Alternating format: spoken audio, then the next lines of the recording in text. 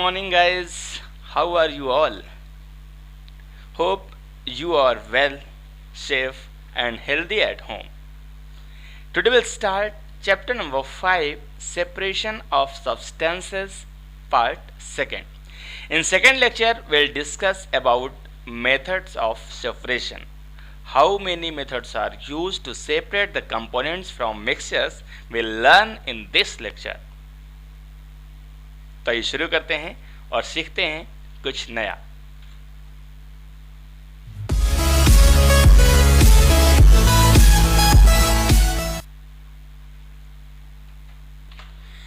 दोस्तों नमस्कार, मैं हूं कल्याण सिंह चंदेल और आप देख रहे हैं सदगुरु ऑनलाइन क्लासेस यूट्यूब चैनल। तो आज के इस लेक्चर में हम बात करने वाले हैं मेथड्स ऑफ सेपरेशन, यानी ऐसे कौन कौन से मेथड्स हैं जिनसे हम कंपोनेंट्स को मिक्सचर से सेपरेट कर सकते हैं, या किस प्रकार के कंपोनेंट्स को सेपरेट करने लिए कौन सा मेथड अप्लाई करना होगा।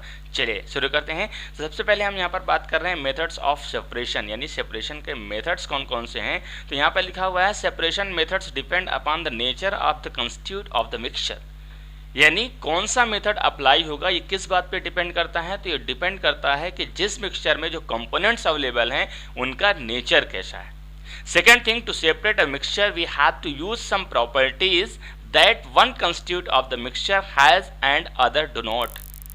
और यहाँ पर हम उस तरह का मेथड या उस मेथड को यूज़ करेंगे जिस मेथड की प्रॉपर्टीज़, जैसे मान लेते हो कोई मिक्सचर है, उस मिक्सचर में जितने भी कंपोनेंट्स अवेलेबल हैं तो उसमें से एक कंपोनेंट्स का प्रॉपर्टी दूसरे कंपोनेंट की प्रॉपर्टी से अलग हो।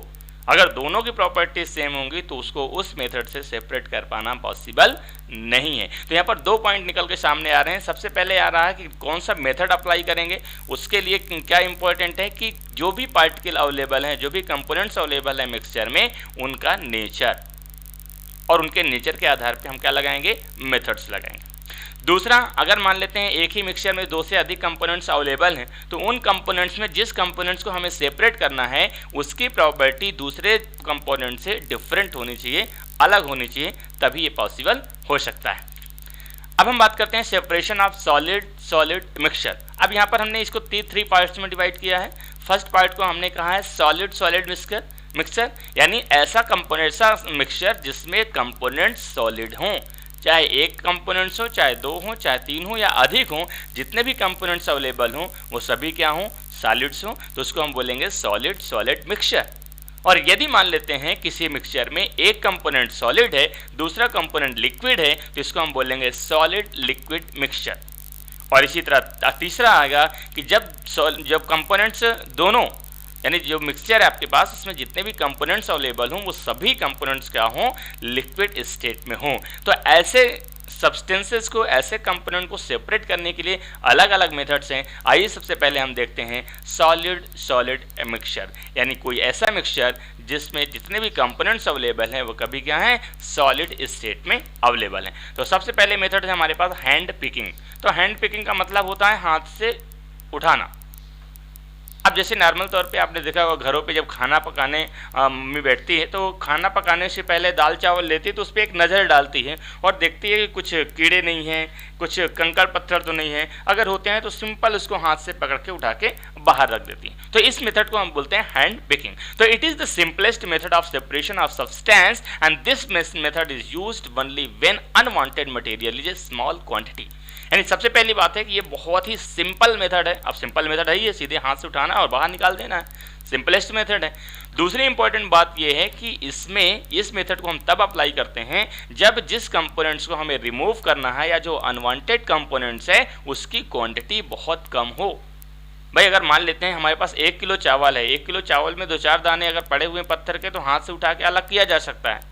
बट अगर 1 किलो चावल में आधा किलो पत्थर मिले हुए हैं, अब आपको हाथ से उसको निकालना है तो मुझे लगता है कि पूरे दिन पत्थर ही निकालते रह जाएंगे तो खाना बनेगा कब, भूख तो लग रही है ना। चलिए नेक्स्ट पॉइंट लिखा हुआ है moreover shape size colour and unwanted material is different from that is the useful materials. यानी जिस कंपोनेंट्स को हम अलग कर रहे हैं, सेपरेट कर रहे हैं, उसका जो दूसरा सब्सटेंस है उसके जो मैंने बताया था, पहले बताया था कि प्रॉपर्टीज अलग अलग होनी चाहिए। यानी जो आपका कह रहे जो आपका प्योर मटेरियल है उस प्योर मटेरियल से जो अनवांटेड चीज़ हमें वहाँ से रिमूव करनी है, अलग करनी है, उसका साइज, उसका शेप, उसका कलर डिफरेंट होगा, तभी हम उसे आसानी से हैंड पिकिंग करके बाहर निकाल सकते हैं। होप आपको समझ में आया होगा। आइए देखते हैं नेक्स्ट। यहाँ पर देखिए एग्जाम्पल्स की अगर हम बात करें, फॉर एग्जाम्पल जैसे अभी मैंने एग्जाम्पल्स आपको बताया था कि जब भी खाना बनाया जाता है तो चावल दाल में अगर कोई भी कंकड़ पत्थर अवेलेबल होते हैं तो उनको रिमूव करने के लिए हम इस मेथड का यूज़ करते हैं। तो यहाँ पर पेबल्स हैं, ब्रोकन ग्रेन्स हैं, आप इनको या कीड़े हैं इनको कैसे सेपरेट करते हैं, किससे, राइस से, चावल बनाते समय। तो यहाँ पर आपको चित्र दिखाई दे रहा है, यहाँ पर ये अनाज रखा हुआ है, इसमें देखो छोटे छोटे कुछ पत्थर दिखाई दे रहे हैं, इनका साइज भी अलग दिखाई दे रहा होगा, आपका कलर भी अलग दिखाई दे रहा होगा, जिसकी वजह से हम इसे आसानी से आइडेंटिफाई कर सकते हैं और नॉर्मल तौर पर हाथ से उठा के बाहर निकाल सकते हैं। ठीक है, चलिए आइए देखते हैं अब नेक्स्ट मेथड है आपका थ्रेशिंग। अच्छा, थ्रेशिंग को अगर हिंदी में बोलें क्या बोलते हैं, तो थ्रेशिंग का मतलब होता है खलिहान। आपने देखा होगा कि गांव में जब फसलें उगती हैं तो फसलें काटते हैं तो फसल काटने के बाद ग्रेन्स को भूसे से अलग करना, जो दाने होते हैं, जो अनाज होता है उसको भूसे से अलग करने का जो प्रोसेस होता है उसे हम बोलते हैं थ्रेशिंग। अब थ्रेशिंग के कई सारे तरीके हो सकते हैं, जैसे पुराने समय में हाथ से ही लोग थ्रेशिंग करते थे, बट आज की डेट में हमारे पास थ्रेशिंग मशीनें अवेलेबल हैं, है ना। तो ये आपका नेक्स्ट मेथड है थ्रेशिंग। आप थ्रेशिंग कैसे अप्लाई करते हैं, क्यों अप्लाई करते हैं, क्या जरूरी है उसको आइए देख लेते हैं। It is the process that is use to separate grain from stacks. ठीक है, तो स्टैक्स से ग्रेन को अलग करने के लिए यूज किया जाता है। In this process stacks are beaten to free the grain seed. और इसमें क्या करते हैं, इसको बीट करते हैं, जो फसल होती है, जो क्रॉप होती है उसको बीट करते हैं, जिससे दाने अलग हो जाते हैं और स्टैक्स अलग हो जाता है। Threshing machines are simply thresher. आज की डेट में थ्रेशिंग मशीन आने लगी जिन्हें हम थ्रेशर बोलते हैं। And was a machine first invented by statist mechanical engineer Andrew Michael. तो एंड्रू माइकल एक साइंटिस्ट थे जिन्होंने सबसे पहले इस थ्रेशिंग मशीन यानी थ्रेशर की खोज की थी, and for use in agriculture, और एग्रीकल्चर के लिए, एग्रीकल्चर पर्पस के लिए इसको यूज़ किया था। It was invented 1784। ये ध्यान रखना, हमेशा आपसे कम्पिटिटिव एग्जाम्स की जब हम बात करेंगे तो वहाँ पर ऐसा प्रश्न पूछा जा सकता है।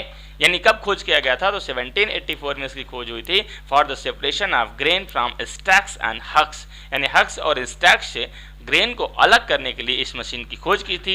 किसने खोज की थी, तो एंड्रू माइकल ने की थी। और कब की थी, 1784 में की थी। क्लियर है।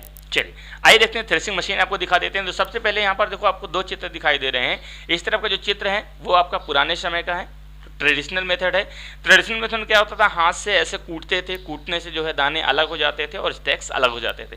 बट आज के समय में हमारे पास थ्रेशिंग मशीन अवेलेबल है, जो कि आप इस चित्र में देख सकते हैं। अब थ्रेशिंग मशीन में क्या होता है, बहुत आसानी से दाने अलग हो जाते हैं, भूसा अलग हो जाता है और सारी चीज़ें, अनवांटेड चीज़ें अलग हो जाती हैं, रिमूव हो जाती हैं। तो ये हो गया आपका थ्रेशिंग। अब हम देखते हैं विनोइंग। चलिए विनोइंग देख लेते हैं। विनोइंग एक अलग प्रोसेस है। अब इसमें विनोइंग मतलब क्या होता है कि जैसे मान लेते हैं आपने थ्रेशिंग कर ली, तो थ्रेशिंग में क्या होता है, दाना अलग हो जाता है, स्टैक्स अलग हो जाता है, पर हस्क उसमें रह जाता है, भूसा उसमें रह जाता है। अब भूसे को आपको अलग करना है। नॉर्मल तौर पे थ्रेशिंग मशीन में तो ऐसा नहीं होता है, भूसा साथ साथ निकल जाता है।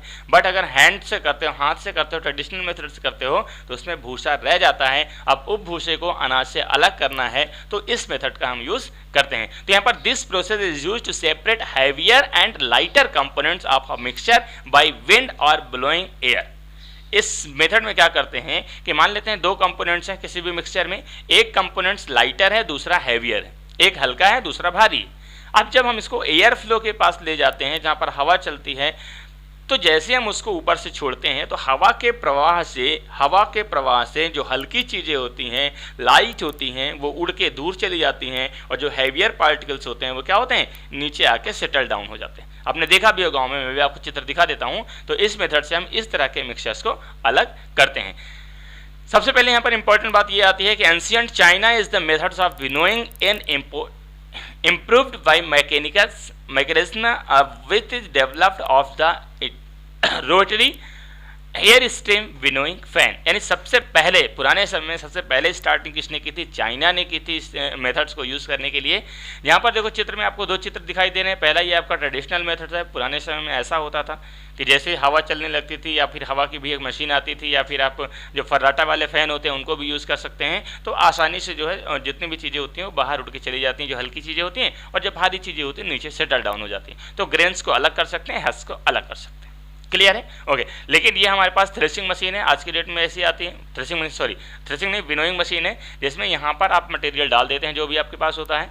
यहाँ पर ऑलरेडी फ़ैन लगा होता है और इस फैन से हम इसको ऐसे ऐसे घुमाते हैं। तो जब हम इसको घुमाते हैं तो भूसा आपको इस रास्ते से बाहर निकल जाता है और आपका अनाज जो है इस रास्ते से नीचे आके सेटल डाउन हो जाता है। चलिए मैं इसका प्रिंसिपल समझा देता हूँ। इस चित्र में आप ध्यान से देखो, इस चित्र में होता क्या है कि ये आपका अपर पार्ट है जहाँ पर हम अनाज रखते हैं। अनाज जैसे रखेंगे तो अनाज एक छोटे छिद्र से धीरे धीरे धीरे धीरे नीचे आएगा। तो जैसे ही नीचे आएगा तो यहाँ से क्या होता है, एयर फ्लो हो रहा है, पंखा लगा हुआ है। अब एयर फ्लो जैसे होगा तो हल्की चीज़ें क्या हो जाएंगी, वो बाहर निकल के इस रास्ते से बाहर चली जाएंगी, जबकि जो भारी चीज़ें होंगी धीरे से सेटल डाउन हो जाएंगी और यहाँ पर इकट्ठा हो जाएंगी। दूसरा, यहाँ पर एक चीज़ और लगी हुई है, नॉर्मल तौर पे इसका अब हम नेक्स्ट मेथड पढ़ेंगे। ये होता है छन्ना। छन्ना में क्या होते हैं, जो छोटे छोटे पार्टिकल्स होते हैं वो नीचे वहीं पे सेटल डाउन हो जाते हैं और जो बड़े बड़े पार्टिकल्स होते हैं वो आगे आके अलग सेटल डाउन हो जाते हैं। तो इस प्रिंसिपल से आपका विनोइंग काम करता है। अब हम बात करते हैं शेविंग। शेविंग मतलब होता है छानना। अब सिंग मतलब छानना। It is carried out with the help of a sieve, यानी छन्नी की मदद लेते हैं। And the fine particles pass through the holes of sieve while bigger particles of impurities remains unshaved, and it is used at home to separate impurities and bran present in flour. Normal तौर पे आपने सभी ने देखा होगा, आटा भी जब रोटी बनती होगी तो उसको लेके अपन छानते हैं ताकि जो भी इम्प्यूरिटीज़ हैं, जो भी अशुद्धता है वो बाहर निकल जाए, कीड़े पकौड़े जो भी हैं, बाकी जो आटा शुद्ध हो वो बाहर निकल आए। तो नॉर्मल तौर पे इसमें जो प्रिंसिपल काम करता है वो किस प्रिंसिपल काम करता है कि कोई भी मिक्सचर जिसमें जितने भी कंपोनेंट्स हैं उनका साइज़ अलग अलग, तो उस हिसाब से हम छन्ना यूज़ करते हैं। तो जो छोटे साइज़ के होते हैं वो नीचे आके सेपरेट हो जाते हैं और जो बड़ी साइज़ के होते हैं वो छन्ने में ही रह जाते हैं। तो इस प्रिंसिपल से हम इस तरह के जो कंपोनेंट्स होते हैं उनको सेपरेट कर सकते हैं। अब हम देखते हैं separation of solid liquid mixture. अभी हमने बात की थी सॉलिड सॉलिड मिक्सचर, यानी उसमें जितने भी कंपोनेंट्स हैं वो सभी सॉलिड थे। उनके लिए कौन कौन से मेथड हमने यूज़ किए वो अपने देख लिए। अब हम बात करेंगे सॉलिड लिक्विड मिक्सचर, यानी ऐसा कंपोनेंट्स जिसमें सॉलिड भी है और लिक्विड भी है। कोई भी मिक्सचर ऐसा बताओ जिसमें सॉलिड भी हो लिक्विड हो, जैसे पानी, पानी में शुगर डिजॉल्व कर दो, शुगर सॉलिड है, पानी आपका और लिक्विड है, दोनों को डिजॉल्व कर दिया, सोल्यूशन बन गया। अब आपको शुगर अलग करना है, वाटर अलग करना है, तो किस मेथड से अलग करेंगे, सॉलिड लिक्विड मिक्सचर मेथड से। तो कौन सा मेथड सबसे पहले हम यूज़ करने वाले हैं, तो उसे हम बोलते हैं सेडिमेंटेशन। अब सेडिमेंटेशन कैसे यूज किया जाता है, when heavier components in a mixture settled after water is added to it and the process is called sedimentation. यानी नॉर्मल तौर पे आपने घर में भी देखा होगा कि हमें कभी कभी क्या होता है कि गेहूँ जब आटा पिसाते हैं तो गेहूं को पहले हम धुलाई करते हैं। तो गेहूं को धुलाई कैसे करते हैं कि हम गेहूं को उठा के पानी में डाल देते हैं। अब जैसे पानी में डालते हैं तो उसके जो लाइट पार्टिकल्स होते हैं, हल्के पार्टिकल्स होते हैं, वो ऊपर क्या है फ्लोट करने लगते हैं और जो हैवियर पार्टिकल जो ग्रेन्स होता है, जो गेहूं होता है, वो नीचे सेटल डाउन हो जाता है। अब ऊपर जो पार्टिकल्स आ गए उनको हम सेपरेट कर लेते हैं, नीचे जो पार्टिकल होते हैं उनको हम अलग रख देते हैं। The substance settle down is called sediment. और जो सब्सटेंस नीचे सेटल डाउन हो जाते हैं उसे हम क्या बोलते हैं, उसे हम बोलते हैं sediment. And this method depends upon the different of densities of two components of the mixture। और ये किस बात पर डिपेंड करता है कि जितने भी मिक्सचर वहाँ पर अवेलेबल हैं, मिक्सचर में जितने भी कंपोनेंट्स अवेलेबल हैं, उन सब की डेंसिटीज अलग अलग होनी चाहिए। यहाँ पर चित्र आपको दिखाई दे रहा है एग्जाम्पल्स की अगर हम बात करें तो keeping the T with the tea leaves, चाय में चाय पत्ती डली हुई है, आपको अलग करना है। तो जब चाय पत्ती क्या होती है, वो नीचे सेटल डाउन हो जाती है और चाय जो है ऊपर आ जाती है। तो इस तरह से हम जो इनसॉल्युबल इम्प्योरिटीज होती हैं उनको अलग कर सकते हैं। अब हम बात करते हैं नेक्स्ट मेथड की, फिल्टरेशन। फिल्टरेशन जैसे मान लेते हैं कि पानी है, पानी में हमने रेत डाल दी, अब रेत को अलग करना है तो कौन सा मेथड यूज़ करेंगे, तो इसमें हम यूज़ करते हैं फिल्टरेशन। फिल्टरेशन से क्या होता है, जो लिक्विड होता है वो धीरे धीरे करके नीचे चला जाता है, नीचे निकल जाता है, और जो सॉलिड पार्टिकल्स होते हैं वो बाहर मिल जाते हैं। यानी this is the method to separate of insoluble lighter solid and a liquid. यानी कोई भी लिक्विड में इनसॉल्युबल सब्सटेंस यदि मिला हुआ है जो उसमें घुल नहीं सकता है तो उसको हम फिल्टर करके अलग कर सकते हैं। And the mixture is poured into a filter paper placed in filter funnel and the liquid or solution passes through a filter paper and is collected in another container placed below in the filter funnel. यहाँ पर चित्र आपको सामने दिखाई दे रहा है। चित्र में क्या है कि जैसे मान लेते हैं ये आपका सबसे नीचे आपके पास फनल है, ये आपके पास फनल है, ठीक है। फनल में के हम ऊपर कहाँ रखते हैं, इसको हम बोलते हैं फनल। ये जो ऊपर लगा हुआ है इस तरह का, इसको फनल बोलते हैं, हिंदी में इसको कीप बोलते हैं, और नीचे वाले को आप बोलते हैं फ्लास्क। अब यहाँ पर हमने फिल्टर पेपर लगा रखा है। अब ये हमारे पास मिक्सचर है, मिक्सचर में देखो सॉलिड पार्टिकल्स भी दिखाई दे रहे हैं, लिक्विड पार्टिकल दिखाई दे रहे हैं। जब हम इसको यहाँ पर डालते हैं तो जो लिक्विड पार्टिकल्स हैं वो धीरे धीरे नीचे आ जाते हैं, जबकि सॉलिड पार्टिकल्स क्या होते हैं वो यहीं पर रुक जाते हैं। तो इस मेथड से हम किसको अलग कर सकते हैं, तो यहाँ पर एक एग्जाम्पल है। For example, while making cottage cheese यानी paneer at home, solid paneer is separated from the liquid by filtration method. जब हम घर में कॉटेज चीज़ बनाते हैं या पनीर बनाते हैं तो पनीर बनाते समय पनीर क्या होता है, सॉलिड फॉर्म में होता है। तो पनीर को अलग करने के लिए हम क्या करते हैं, फिल्ट्रेशन मेथड यूज़ करते हैं। अब हम बात करते हैं इवोपोरेशन। अब इवोपोरेशन मेथड कैसे यूज़ करते हैं, तो नॉर्मल तौर पे जब हम इवोपोरेशन की बात करते हैं तो जिसमें जो सॉल्युबल सॉलिड होता है, सॉल्युबल सॉलिड जो वाटर में डिजॉल्व होता है, जैसे मैंने बताया कि शुगर यदि वाटर में डिजॉल्व हो गया है, अब शुगर क्या होता है, सॉल्युबल होता है, पानी में पूरी तरह से घुल जाता है, उसको देख पाना, आइडेंटिफाई करना पॉसिबल नहीं होता है। अब आपको शुगर को वाटर से अगर अलग करना है तो कौन सी मेथड का यूज़ करेंगे, तो उसके लिए हम मेथड यूज़ करते हैं, वो है आपका इवोपोरेशन। कैसे, the process of conversion of water into vapours is called evaporation. यानी कोई भी वाटर, कोई भी लिक्विड जब इवेपोरेट होता है, वेपराइज होता है, तो उस प्रोसेस को हम क्या बोलते हैं, इवेपोरेशन कहते हैं। And the process is evaporation take place at all temperature. यहाँ पर देखो सबसे ज़्यादा इंपॉर्टेंट बात यह है कि इवेपोरेशन जो होता है वो सभी टेम्परेचर पर होता है। नॉर्मल तौर पे अगर हम वाटर की बात करें तो वाटर का बॉइलिंग पॉइंट कितना होता है, 100 डिग्री सेंटीग्रेड। वाटर का बॉइलिंग पॉइंट कितना होता है, 100 डिग्री सेंटीग्रेड। लेकिन इवेपोरेशन किसी भी टेम्परेचर पर हो सकता है, ठीक है। अब कोई भी सॉलिड जब लिक्विड में कन्वर्ट होने लगेगा तो उस प्रोसेस को हम क्या बोलते हैं, इवेपोरेशन कहते हैं। ठीक है, क्लियर है। चलिए आगे है, this process use to obtain common salt from sea. और इसका यूज कहाँ करते हैं, तो सबसे कॉमन यूज होता है कि जो आपका कॉमन साल्ट होता है, NaCl होता है, सोडियम क्लोराइड होता है, टेबल साल्ट होता है, वो कहाँ से निकाला जाता है, समुद्र से निकाला जाता है, क्योंकि जो सी वाटर होता है उसमें साल्ट डिजॉल्व होता है। अब उससे सॉल्ट को निकालना है, रिमूव करना है, तो वहाँ पर हम इस मेथड का यूज़ करते हैं। वाटर इवेपोरेट होकर बाहर चला जाता है और साल्ट जो है वहीं पर रह जाता है। जैसे यहाँ पर चित्र में आपको देखो तो इवेपोरेशन मेथड कैसे होता है। इवेपोरेशन मेथड जैसे समुद्र होता है, समुद्र से जो आपका वाटर मॉलिक्यूल्स होते हैं वो इवेपोरेट होकर कहाँ जाते हैं, ऊपर चले जाते हैं। फिर ये सीधे आसमान में आते हैं, आसमान में आके फिर से नीचे आके यहाँ सेटल डाउन हो जाते हैं। तो इस प्रोसेस को बोलते हैं इवेपोरेशन। अब जैसे मान लेते हैं कोई भी बर्तन हमने ले लिया, कोई भी बर्तन हमने ले लिया, मान लेते हैं ये हमने बर्तन ले लिया, बर्तन में साल्टी वाटर है। अब हम इसको क्या करेंगे, गर्म करेंगे। तो जैसे हम गर्म करेंगे तो जो वाटर मॉलिक्यूल्स होंगे वो क्या हो जाएंगे, इवेपोरेट हो जाएंगे, बाकी जो सॉलिड पार्टिकल्स होंगे वहीं पर रिमेनिंग रह जाएंगे। ठीक है, आपने देखा होगा घर में नॉर्मल तौर पे यूज होता है, कभी रसगुल्ले का सिरा अगर बच जाता है तो उसको इवेपोरेट करके वाटर इवेपोरेट कर देते हैं, जो शक्कर होती है उसको बचा लेते हैं, देख सकते हैं। चलिए अब हम बात करते हैं सेपरेशन ऑफ लिक्विड मिक्सचर। अब हम बात करते हैं कि ऐसा मिक्सचर जिसमें कंपोनेंट सभी लिक्विड स्टेट में होते हैं उसको हम बोलते हैं लिक्विड मिक्सचर। और इस मिक्सचर को अगर आपको अलग करना है, सेपरेट करना है कंपोनेंट्स को, तो इसके लिए कौन कौन से मेथड यूज करेंगे, तो सबसे पहला मेथड यहाँ पर आपका आता है डिकेंटेशन। ठीक है, डिकेंटेशन क्या होता है, when a liquid love above the sediment is removed and the sediment is left behind, the process is called dedication. For example, when tea leaves settle down in clarity, liquor from the top can be poured into cup. ठीक है, तो normal तौर पे क्या होता है कि जैसे मान लेते हैं कि टी का एग्जांपल हमने बताया था कि चाय पत्ती जब आपस में मिक्स होती है उसको अलग करने के लिए मेथड हम कौन करते हैं, तो उसको हम बोलते हैं डिकेंटेशन बोलते हैं। तो डिकेंटेशन में क्या होता है, जो शुद्ध चाय होती है, जो चाय पीने योग्य होती है ऊपर रह जाती है, बाकी जो सारी चीज़ें होती हैं नीचे सेटल डाउन हो जाती हैं, तो उसको हम सेपरेट कर सकते हैं, अलग कर सकते हैं। तो यहाँ पर दो चीज़ें यहाँ पर आती हैं। यहाँ पर एक मेथड हम यूज़ कर सकते हैं, जैसे मान लेते हैं कोई भी ऐसा लिक्विड है जैसे ऑयल एंड वाटर दोनों लिक्विड स्टेट में होते हैं। अब दोनों को सेपरेट करना है, वाटर को अलग करना है, ऑयल को अलग करना है, तो उसके लिए हम यूज़ करते हैं सेपरेटिंग फनल। तो यहाँ पर सेपरेटिंग फनल का चित्र आपके सामने दिखाई दे रहा है। जैसे मान लेते हैं कोई भी लिक्विड, अगर दो लिक्विड आपस में मिले हुए हैं तो उनकी डेंसिटीज़ क्या होती हैं, अलग अलग होती हैं, डिफरेंट होती हैं। अब जिसकी डेंसिटी कम होगी वो ऊपर साइड में रहेगा, जिसका डेंसिटी कम होगी वो नीचे साइड में रहेगा। जैसे यहाँ पर ये आपका जो डार्क ब्लू में दिखाई दे रहा है, इसका डेंसिटी कम है इसलिए ऊपर है, और ये आपका लाइट ब्लू दिखाई दे रहा है क्योंकि इसका डेंसिटी ज़्यादा है इसलिए नीचे दिखाई दे रहा है। और यहाँ पर नीचे एक स्टॉप कॉक लगा होता है, एक टैब लगा होता है। जैसे हम इस टोटी को खोलते हैं तो नीचे वाला मटेरियल क्या होता है, अलग हो जाता है, और जैसे ये वाला मटेरियल यहाँ पर पहुँचता है हम कॉक को बंद कर देते हैं। तो इस तरह से दोनों को हम अलग कर सकते हैं। अब नेक्स्ट मेथड है हमारे पास कंडेंसेशन।